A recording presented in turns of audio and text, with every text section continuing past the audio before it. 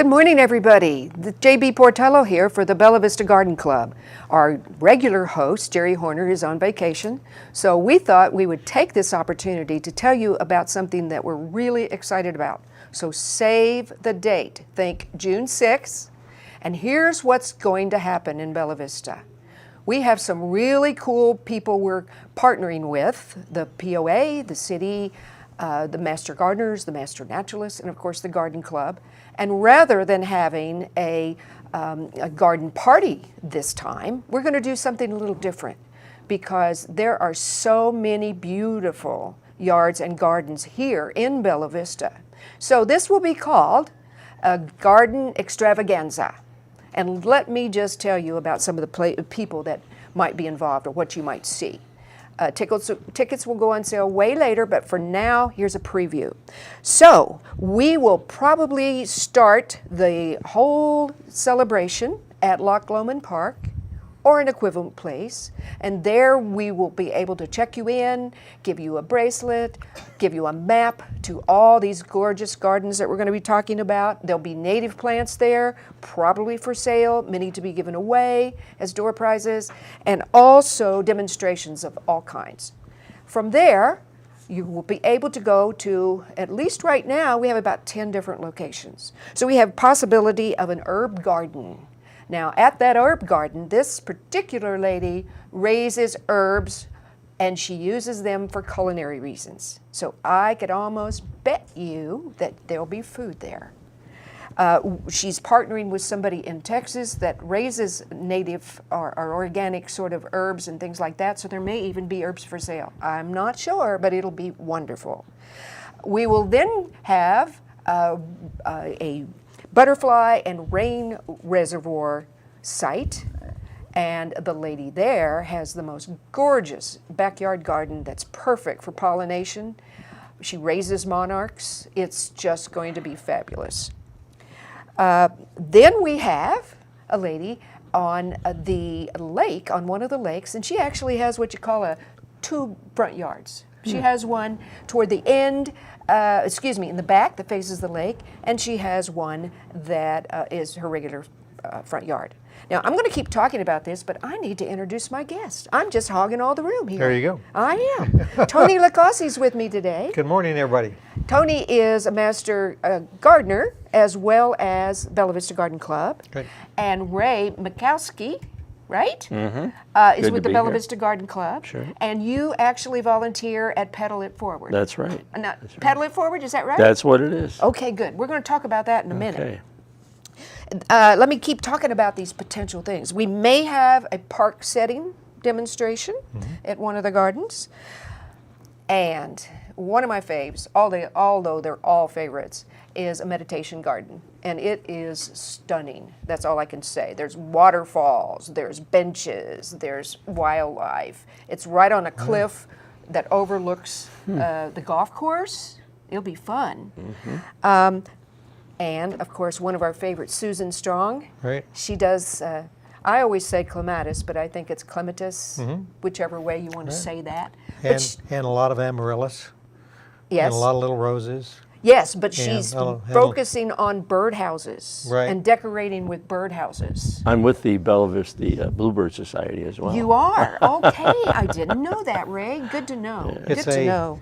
It's hard to find a flaw in Susan Strong's garden. Oh, she is unbelievable. And she's excited, too. It is like perfection. That's right. We are also going to have a potential landscaping and design yard. Then also a wildlife refuge. This lady has done incredible things on a bank. So she's terraced her yard and she backs up to property she owns that has been designated officially as a wildlife reserve. So that'll be fun. And then, not last but not least, Tony's here today. And Tony, you have flower and vegetable gardening. Would you give us a preview of what we might expect? Well, I hear from a lot of people since I came from Texas where everything's flat. And I came up here and the house my wife liked was on an extremely steep slope, and I hear about people all the time, I can't do anything with my backyard because it's too steep and too sloped. Well, yes you can. So you need to come over to 53 Sunderland Drive for the spring tour and see what you do when you have a steep slope, because you can have pretty flower gardens and vegetable gardens and greenhouses and arbors and all those things, even though you have an extremely steep slope that's extremely rocky. It can be done. You want to know how? Come by on the garden tour. You know, I've been to your house, and not only do you have great architecture as well and flowers, but I think you worked hard over this last year with the veggies, haven't you? Yeah, it's vegetable garden is coming along really nice, and right now it's in its dormant stage, and getting the soil ready for spring planting, buying seeds and all that kind of thing right now. And so hopefully the garden will look real nice and pretty come June the 6th. Do you do 2 seasons worth of gardening, or do you garden all year round? I'm pretty much a one-season guy. I have done vegetable gardening in the winter before. This year I chose, for whatever reason, well, one reason I've got to prepare for this spring tour. So, right. But pretty much all the perennial gardens are and annual the flower gardens are all pretty much spring, summer, early fall gardens. I don't. Everything pretty much goes to sleep in the wintertime. But like I said earlier, the hardscape is there, and so if you want to know what to do with a steep slope, so you can garden standing up and not falling down, buy a garden tour ticket and come by the house. Absolutely. Tony's he's an expert in a lot of areas, but he's also an expert in irrigation. You put in your own irrigation system? Everything's on drip. Yes, yeah. And also soil, and your compost tea is pretty incredible. Yeah. Would you, by any chance, be able to give a There's some of the demonstration? people on this list here that have benefited from the compost tea regimen. Right? Do you think we could maybe talk you into a demo, or at least having that there to show people?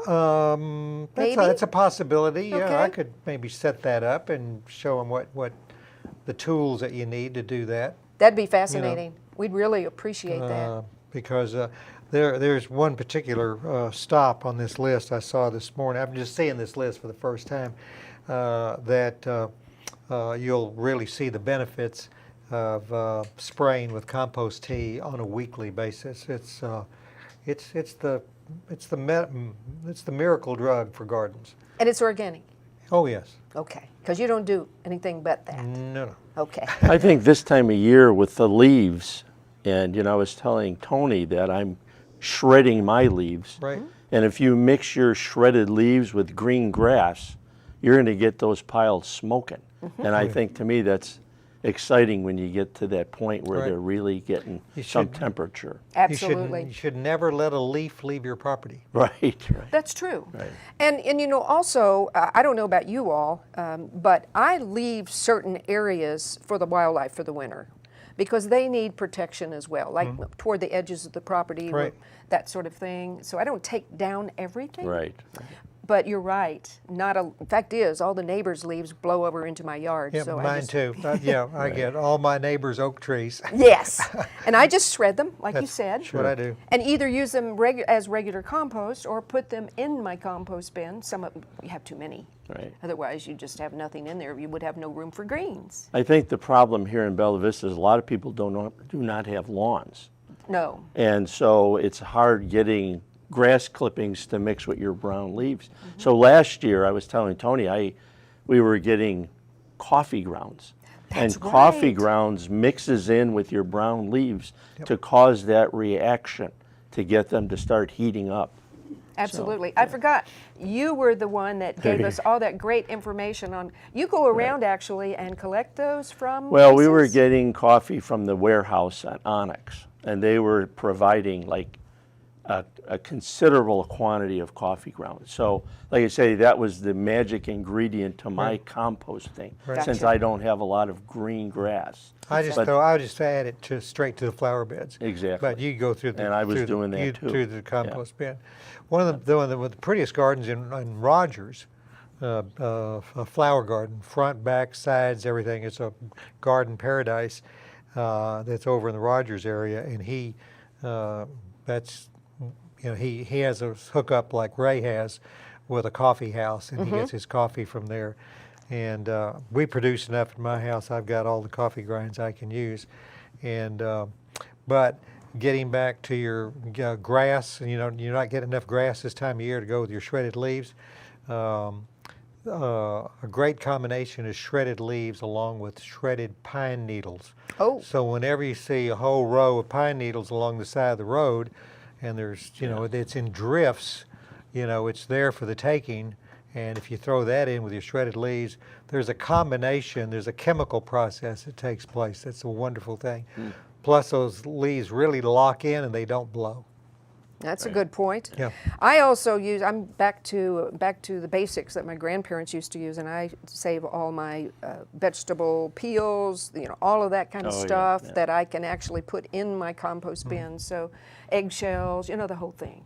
So my husband doesn't quite understand it, but he tolerates it, and it works. And they survived. Yes. See, what people have to remember is that people had beautiful flowers and wonderful food that they raised on their property, prior to the war and prior to chemical fertilizers and prior to all these other garden chemicals we have, and so it can be done. You don't need all those post-war chemicals to have a pretty flower or to raise a tomato.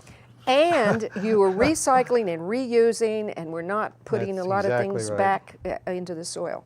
Okay. So let me tell you about the rest of the story, and I want Ray to talk here for a minute.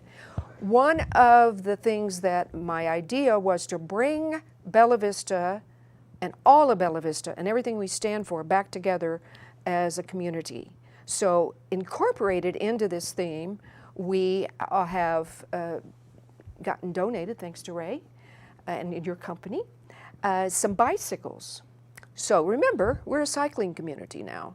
And we're going to let him talk about those in a few minutes, but what our plan is to have one of those bicycles at each of these locations we talked about. They will be decorated according to the theme. I don't know what we're going to do. Maybe we get, I don't know, I can just imagine veggies and flowers and everything all over yours. And that will be kind of the introduction to that place. It'll be our theme. So, tell us about what you do and all of this. I kind of just walked in on these guys that were working on bikes.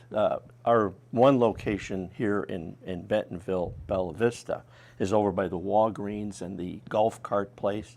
My wife went to the art barn, and I thought, well, I'm not really interested right now. And I went for a walk, and I walked in on these fellas, and they're working on bikes. Right.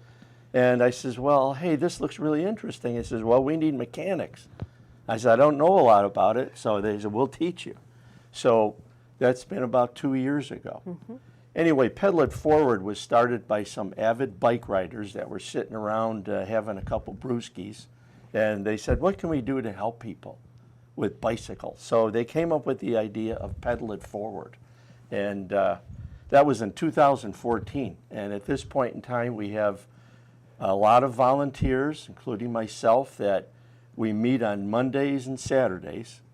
And we get all kinds of bicycles that are dropped off, donated. We're always looking for donations.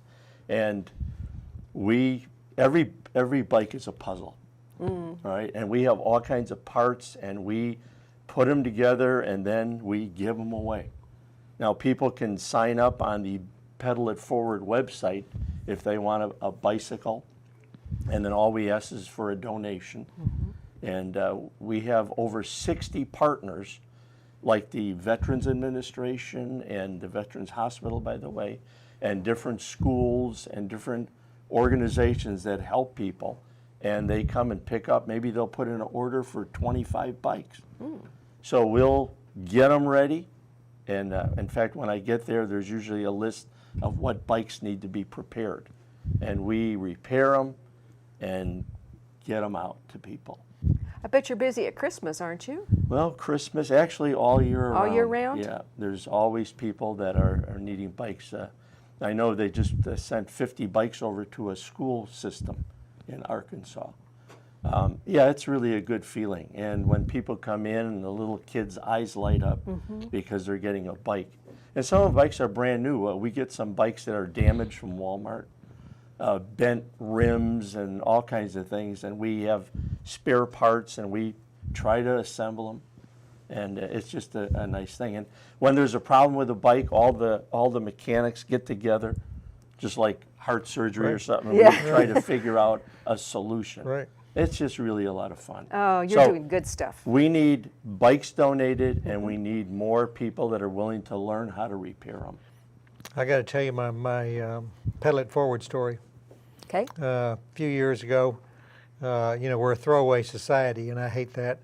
And I'm driving down the street in my neighborhood, and it was on Friday, our trash pickup day, and there's a really nice junior-sized bike for like, 10, 12-year-old type boys, and it was there to be picked up and sent to the landfill.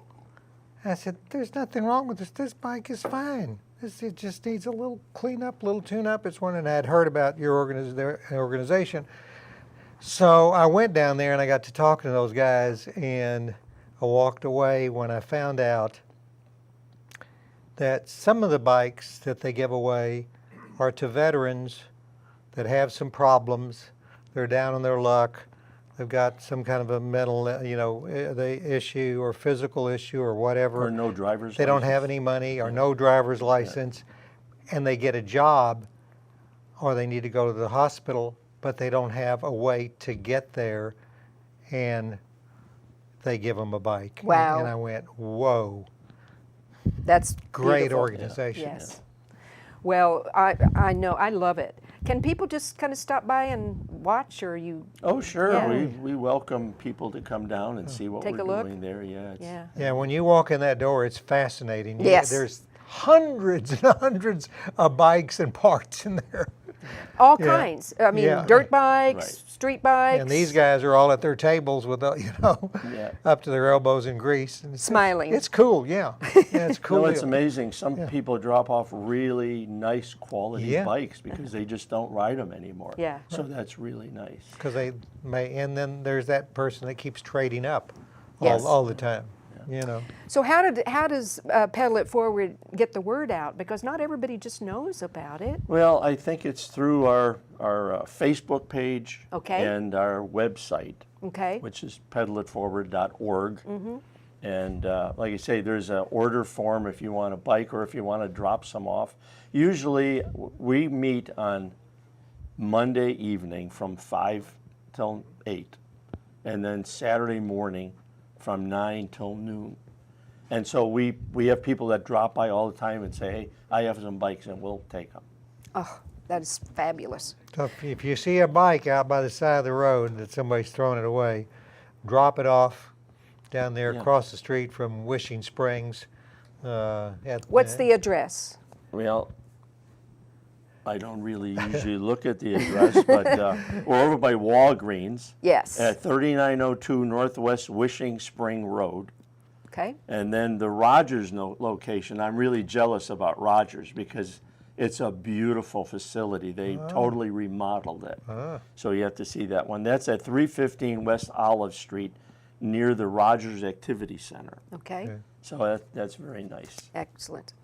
So Okay. I'm really glad to get your information today, because this brings it back to the plan to bring Bella Vista back together. You know, Tony's always talking about keep Bella Vista beautiful with all the bulbs that we plant, and a lot of that's going on. We'll have you back later for something of that. But what this does is bring the city and the POA and the residents together to show off Bella Vista. And we are really looking forward to this. We don't have all the details worked out, but as you can see, it's something to look forward to. So mark your calendar. It's a Saturday. We don't have the exact times yet, but just mark off that day, because if we have all these places, it's going to take you all day to get there. Oh, yeah, be an all-day event. And most of them are on the west side, but not all. But there's something I wanted to bring up about this, Yes, and that's a good point, is that it's going to be a daily yes. thing for you. And the weather will be nice, things will be in bloom. But not only are these specific 10 stops will you see and get ideas for your own garden. But you'll get you'll get hardscape ideas, you'll get perennial ideas, shrub and tree ideas, potting ideas. But in addition to these specific 10 locations, you're going to be entering neighborhoods Yes. that you normally wouldn't be entering. And you're going to drive by a house and you're going to go, wow, there's a great idea. And so it isn't just these 10 houses, No. it's everything you're going to see on the way to and from that otherwise you didn't know existed. Because I doubt if anybody in Bella Vista has driven all 610 miles of streets. I don't think so. You know, so you're going to see something. Maybe if they're lost. At the end of the day, you're going to walk back to your landscape with new ideas that Absolutely. you can do that'll make you feel better about your place. That's right. That's right. So, save that date. Now we need to talk about what to do in your garden in December. Now, there's not a lot to do, but there's stuff to do. There's always something to do. So, Tony, tell us about annuals and herbs. No, I'm telling you about that. You're telling me about the herbs. Oh, I am so bad. That's all right. Well, you mulch and monitor your moisture. You know, a lot of those herbs are perennials and they will come back. Sure. And I mix my herbs with my flowers, and because some of them are gorgeous, they really are. And you know, I'm pretty much one of those people that that takes advantage of food loops, which is another composting idea for people to go out. So that's pretty much it. Just, you know, keep the moisture level up, etc. Now I'd point out on the pansies, you know, for people that don't know, pansies can take a lot of cold Yes, weather. they can. And so when you plant them, they're going to make it through the winter all the way into the spring. They absolutely are. And the cabbages. That's right. And the kales. And the kales. So let's talk about bulbs now, because you're the bulb guy. Well, yeah, I do 2 or 3. If you haven't gotten your tulips in yet, you've got, if they're the pre-chilled, you got from now until Christmas to get your tulips in, but I'd go ahead and do them ASAP. Also your hyacinths, crocus, if you haven't done crocus before, you know, they're not that big, they're little short guys, but I love crocus because it's the first little flower to pop up in the spring. Right. You know, there's ice and snow on the ground, there's those little yellow and purple flowers over there, and you go, hey, spring's around the corner. Snow's Tony, all around them. Do all those bulbs need full sun? Pretty much, yeah, they do.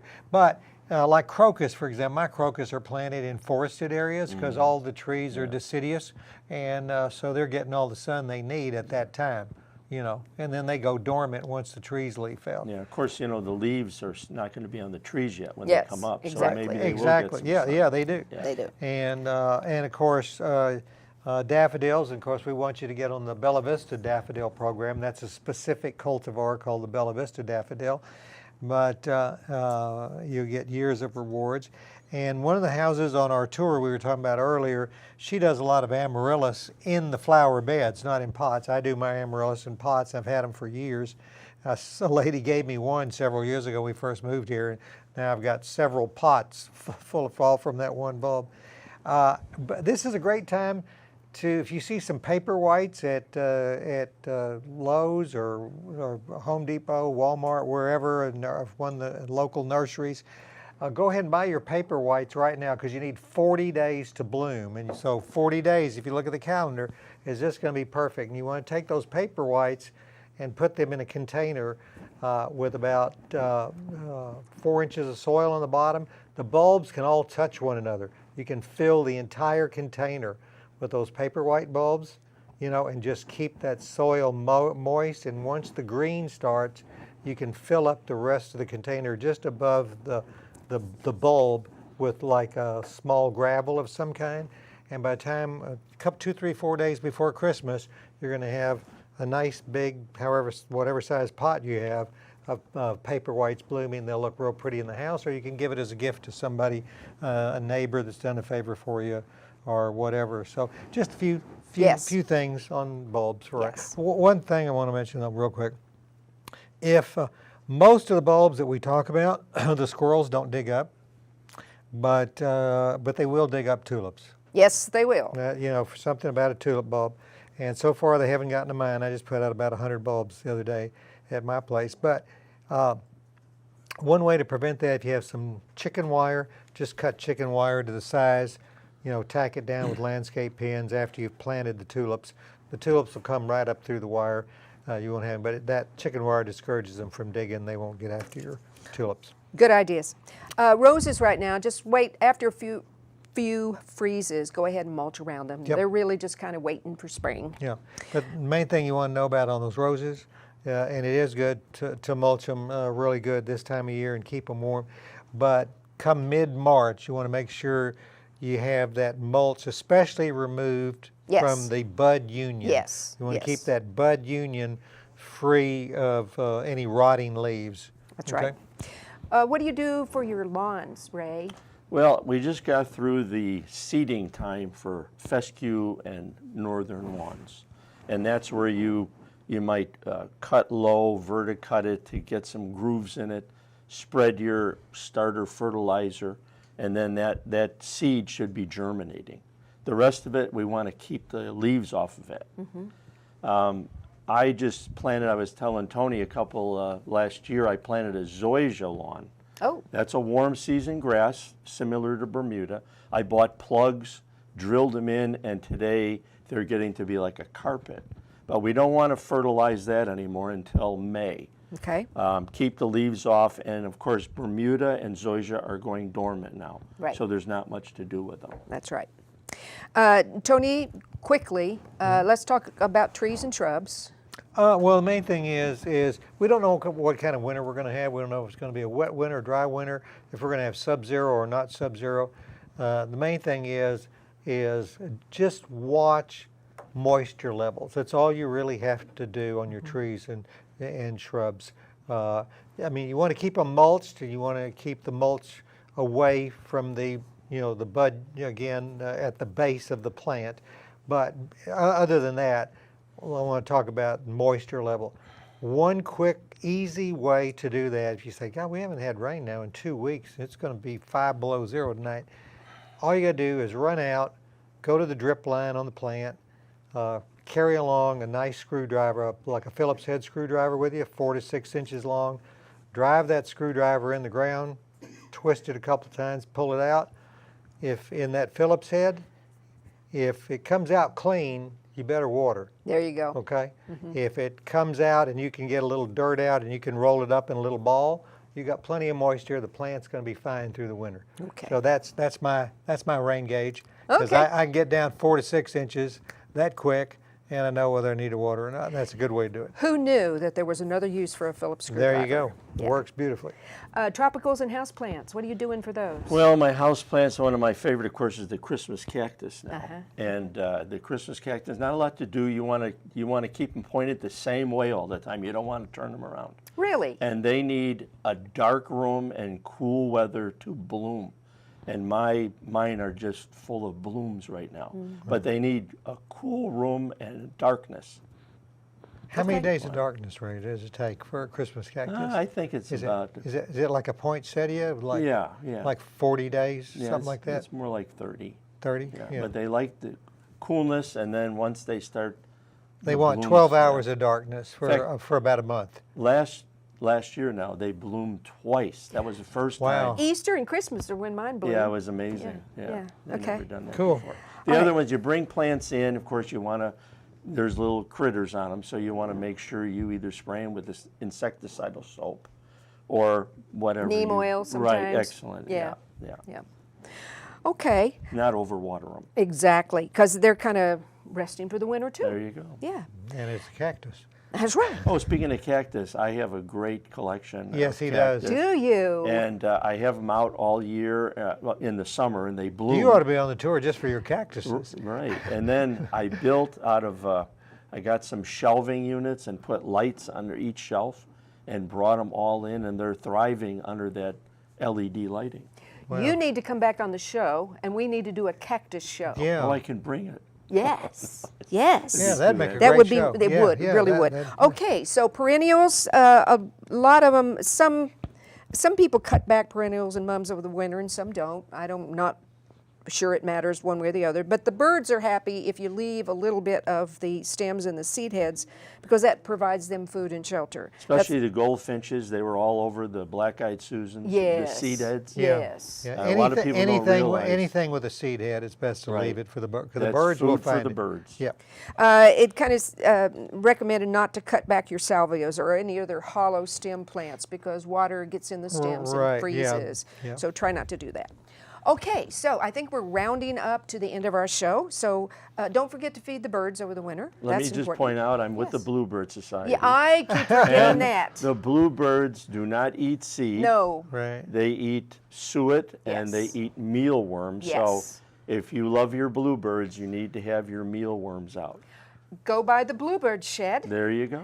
and they actually have the suet that has the mealworms in it and the whole thing. Right. And they got anything you could ever want. And that's local. Shop local. And if we get any kind of snow, heaven forbid we don't, but those bluebirds really need help because they can't get to any kind of worms or, berries maybe. They eat berries as well. Right. Well, you can come back when you bring your cactus. Maybe we can do a bluebird show. Yeah, too. right. You were just a wealth of information. There you I go. had no idea. We can bring some bluebird boxes. There you There go. you That'll go. work. There you go. Okay. All right. So actually now we are, if you have any need information, you can always go to the BellaVistaGardenClub.com. That's all one word, one long word. We have a really good website with a lot of information. And you can go to the Master Gardener website as well. Benton County Gardening.org is another place. We're redesigning that website, so and Facebook. We have Facebook pages for both of those organizations, and an awful lot of information goes there. The next meeting of the Bella Vista Garden Club will be held on January the 22nd, which is the fourth Wednesday of the month, and it's at the Bella Vista Community Church on Lancashire Boulevard. We now have morning meetings that start at 9:30 rather than luncheons, with coffee and pastries and a lot of social times. The meeting begins at 10, and our program will be Gardenings in London. I think Jerry is going to show about her trip. Yeah, I to think so. there. Yep. Okay, and Beth Castle, I think, went as Yep, well. yep. Okay, so really, guests are always welcome. You can come to the club. And now I just want to take time to thank both of you, Tony and Ray, and for being with me today. And as always, we count on you for all kinds of information. Always you. This is a news source. He's a I'm newbie. excited. He's full of information. He yeah, is. this guy's full he of it. is. So Yeah, so I just want to tell everybody, when you come to the Garden extravaganza. okay, don't come alone. Bring your gardening questions and That's right. concerns with you, because somebody will be at these locations that will certainly help you. Absolutely. So thank you for being with me today. I really appreciate your time. And as Jerry always says when she closes her show, don't forget to stop and imagine smelling the roses, because they're not blooming and feed right the now. birds. And feed those birds. Thank you.